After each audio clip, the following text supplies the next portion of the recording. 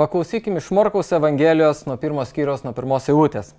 Jėzaus Kristaus Dievo Sūnaus gerosios naujienos pradžia, kaip pranašų parašyta. Štai aš siunčiu pirma tavęs savo pasiuntinį, kuris nuties tau kelią.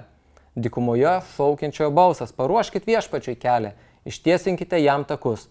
Jonas pasirodė dykumoje, krikštijo ir skelbė atgailos krikštą nuodėmėms atleisti. Taigi kokia geroji naujiena, kokia jos pradžia? Buvo Jonas. Atėjo Jonas, pranašas Jonas, kuris skelbė į tautą atgailą.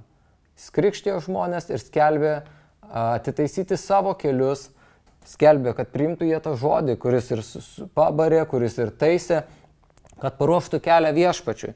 Bet ar to pakako? Matom, kad žmonės atėjo ir jie pakluso tą žodį, jie priėmė tą žodį.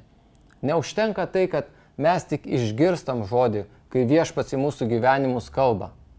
Mums reikia ir priimti jį, ir gyventi juo, keistis pagal jį. Taip, kad mes nebūtume tik tai tie, kaip kitoje rašto vietoje viešpats sako, užuomaršos klausytojai, bet būtume žodžio vykdytojai. Ir tas žodis pakeis mūsų gyvenimus. Ir kokia ta geroji naujiena buvo? Kaip ji prasidėjo? Pirmas nuo mūsų pusės žingsnis tai yra ne tik priimti, bet patikėti tuo žodžiu. Ir po to daryti veiksmą, tai yra atgaila, sako, skelbė atgailą. Atgailauti, krikštytis ir priimti viešpaties meilę į mūsų gyvenimus. Taip, kad nebūkim tik tie, kurie išgirstam žodį, bet tie, kurie priimam tą gerą naujieną, tai kad karalystė prisiartino, kad viešpats mus myli, priimkim su atgaila, priimkim su nusižeminimu ir tai ateis į mūsų širdis ir pakeis mūsų gyvenimus.